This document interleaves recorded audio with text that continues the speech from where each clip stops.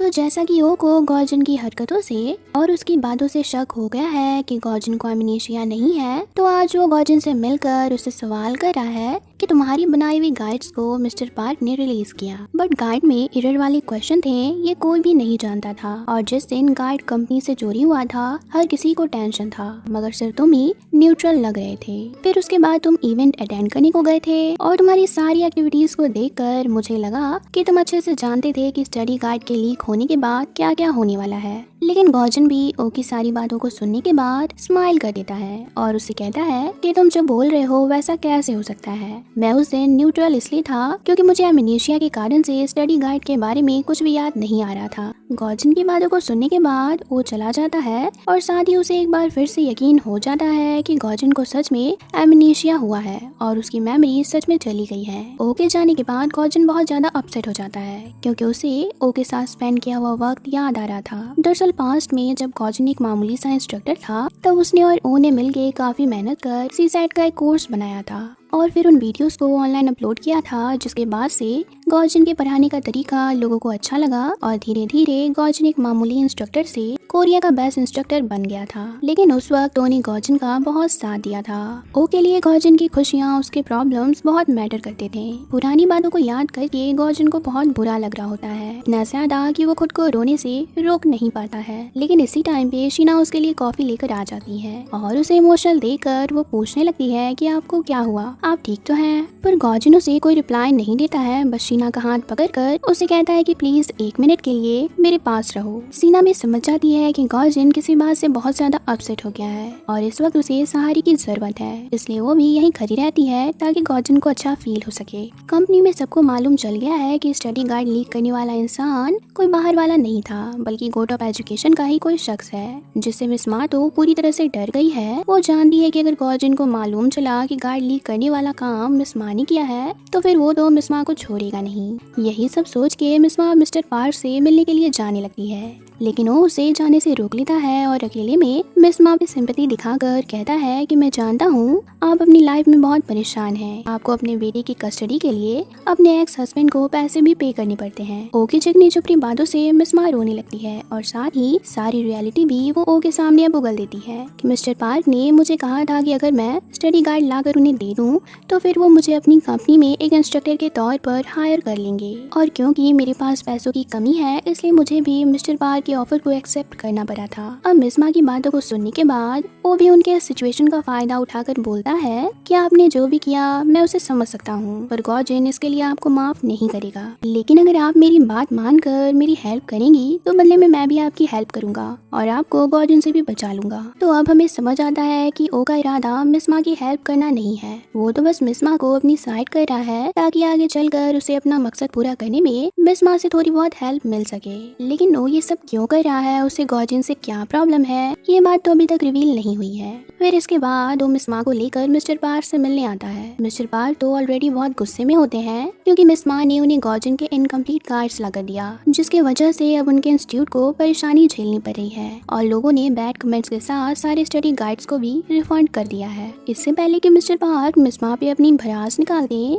वो मिस मा को यहाँ से जाने को बोलता है और खुद अकेले में वो मिस्टर पार्क को कहता है कि मुझे मिस मा ने सारी रियलिटी बता दी है। मिस्टर पार्क 2 अकल के अंधे हैं, वो भी हो की पूरी बात सुने बगैर उन्हें पहले ही बोलने लगते हैं कि तुम्हारे पास क्या एविडेंस है कि स्टडी गाइड्स मेरे नहीं बल्कि गॉर्जन के थे। दरअसल मिस्टर पार्क को लग रहा होता है कि ओ को गॉर्जन ने यहाँ भेजा है, जबकि ओ तो यहाँ पर गॉर्जन के अगेंस्ट मिस्टर पार्क से फ्रेंडशिप करने को आया है। और इसके बाद वो मिस्टर पार्क को ये कहकर अपने साइड कर भी लेता है कि गॉर्जन का टेम्पर तो आप जानते ही हैं, आपने जो किया है उसके बदले वो आपको नहीं छोड़ेगा। अब यहाँ पे एक और बात समझ आती है कि वो शुरू से गॉर्जन की एमनेशिया वाली बात लोगों से इसलिए छुपाना चाहता था ताकि वो इस बात का फायदा आगे चल के उठा सके, जैसा कि उसने अभी किया। मिस मा और मिस्टर पार्क को नहीं पता है कि गॉर्जन को एमनेशिया हो गया है। इधर सुयंग आज शीना से अकेले में मिलती है और शीना के सामने जानबूझकर अपने पहले प्यार का जिक्र कर कहने लगती है कि मैं जिससे प्यार करती हूँ उसने किसी और से एंगेजमेंट कर लिया है और उसके फियांसे को मैं पहले से जानती भी हूँ, जिसकी वजह से मैं बहुत हर्ट हुई हूँ। शीना को भी सुयंग की सारी बात सुन के उसके लिए बहुत बुरा लगने लगता है।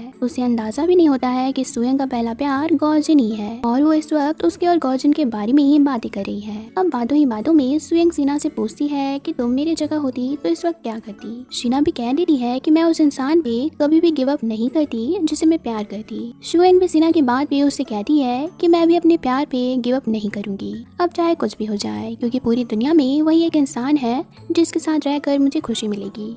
अब गॉजिन ने शीना को इवेंट वाली एक्सेसरीज उसके घर पहुंचाने को बोला था, तो ऑफिस के बाद शीना गॉजिन के साथ ही उसके घर आ जाती है। लेकिन आज गॉजिन काफी वियर्ड बिहेव करता है, जिसे देखकर शीना कंफ्यूज भी हो जाती है कि गॉजिन ऐसा क्यों कर रहा है, आखिर उसे हुआ क्या है। तो एलिवेटर में आते वक्त शीना को सामान हैवी लग रहा होता है। गॉजिन भी ये बात नोटिस करता है और शीना की हेल्प करने के लिए वो सामान को नीचे से पकड़ लेता है, मगर गॉजिन ने सामान को पकड़ा हुआ है ये बात शीना नहीं देखती है। और वैसे भी अगर उसे पता चलेगा कि गॉजिन ने आज हेल्प की तो फिर उसके तो होश ही उड़ जाएंगे, क्योंकि गॉजिन ने आज तक शीना से सिर्फ काम करवाया है, कभी भी उस पर रहम दिखाकर उसकी हेल्प नहीं की है। फिर शीना गॉजिन से कहती है कि मैं घर जा रही हूँ और मैंने रेफ्रिजरेटर में साइड डिशेस बनाकर रख दिया है, आपको भूख लगे तो आप उन्हें खा लेना। पर गॉजिन का मन नहीं होता है कि शीना आज घर जाए। वो भी शीना को रोकने के लिए उसे रुबाब दिखाकर कहता है कि मैं सुबह का खाना अभी नहीं खाऊंगा, मेरे लिए कुछ फ्रेश बनाओ। शीना उसकी बात को मानकर जल्दी से खाना बनाती है ताकि फिर वो टाइम से अपने घर जा सके। लेकिन गॉजिन को तो जैसे शीना से दूर ही नहीं होना है, वो शीना को खाना बनाने के बाद भी घर नहीं जाने देता है। इनफैक्ट उसे रोकने के लिए वो शीना को घर के बाकी काम भी करने को बोलता है। वो शीना से रात के इस वक्त बर्तन धुलवाता है, फिर लिविंग रूम से लेकर स्टडी रूम बेडरूम की सफाई भी करवाता है। शीना काम कर रही होती है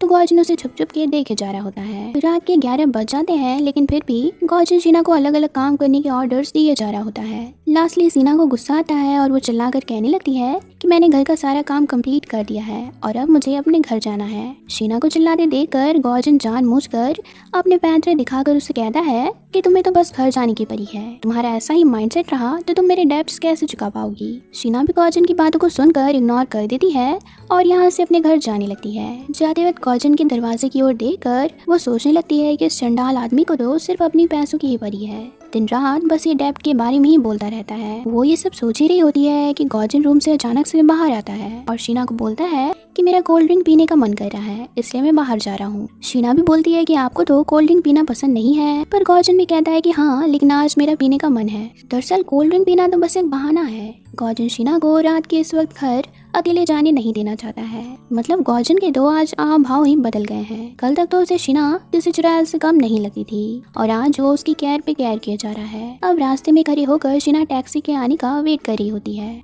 लेकिन गॉजिन उसके बगल में खड़ा हो जाता है और शीना को इग्नोर करके अपना फोन चलाने लगता है। गॉजिन इसलिए यहाँ खड़ा था ताकि शीना को एक बार टैक्सी मिल जाए, फिर वो बेफिक्र होकर यहाँ से अपने घर चला जाएगा। शीना भी सोचती है कि आज गॉजिन को क्या हुआ है, इतना क्या इम्पोर्टेंट है फोन में जो ये घर जाने के बजाय यहीं खड़ी होकर फोन चलाया जा रहा है। थोड़ी देर बाद शीना को टैक्सी तो मिल जाती है और वो फाइनली यहाँ से चली जाती है, मगर गॉजिन के देखकर बहुत उदास हो जाता है। वापस घर आने पे भी उसे शीना की कमी घर में महसूस होने लगती है। उसे रियलाइज होता है कि वो इस बड़े से घर में बहुत अकेला है। अगले सुबह गॉजिन जिम में वर्कआउट कर रहा होता है कि सुयंग उसके पास आकर उससे बातें करने की कोशिश करती है। सुयंग ने तो डिसाइड कर ही लिया है कि वो गॉजिन को किसी भी कीमत पे अपना बना के ही रहेगी, इसलिए वो गॉजिन को कहती है कि कल मेरा बर्थडे है तो मैं शीना और तुम्हारे साथ डिनर करना चाहूंगी और साथ ही तुम दोनों को अच्छी ट्रीट देकर तुम्हारे एंगेजमेंट के लिए तुम्हें कांग्रेट्स भी करना चाहूंगी। गॉजिन भी कोल्ड रिएक्शन देकर कह देता है कि ठीक है, मैं अपनी फियांसे के साथ डिनर पे आ जाऊंगा। ये बात गॉजिन ऑफिस में शीना को भी जाकर बताता है कि हमें शुएंग ने डिनर पे इनवाइट किया है। शीना भी कहने लगती है कि इसका मतलब मुझे फिर से एक बार आपकी फियांसे बनने का नाटक करना पड़ेगा। गॉजिन भी कहता है कि हाँ, तो इसमें क्या दिक्कत है, तुम मेरे जैसे ग्रेट इंसान जो कि हैंडसम है, स्मार्ट है, रिच भी है, उसके फियांसे बनने का नाटक करोगी, इससे अच्छा क्या हो सकता है। गॉजिन की बात को सुनकर शीना को लगता है कि आदमी जब देखो अपने बारे में सोचता रहता है और अपने आप को महान तक समझता है। शीना डिनर पे जाने के लिए मना कर देती है, इसलिए अब गॉजिन अपना तरीका यूज करता है और शीना को कॉन्ट्रैक्ट की बात याद दिलाकर कहने लगता है कि तुम मेरी हॉस्टेज हो और रूल के अकॉर्डिंग तुम्हें मेरी हर बात माननी ही पड़ेगी, वरना फिर तुम जेल जाने के लिए रेडी रहना। गॉजिन के टॉर्चर करने पे शीना को डिनर पे आना ही पड़ता है, जहाँ उसके साथ गॉजिन तो होता है पर सामने सुयंग भी बैठी होती है। तो इसी सीन के साथ ये पार्ट खत्म हुई। मिलते हैं नेक्स्ट पार्ट में। Thanks for watching.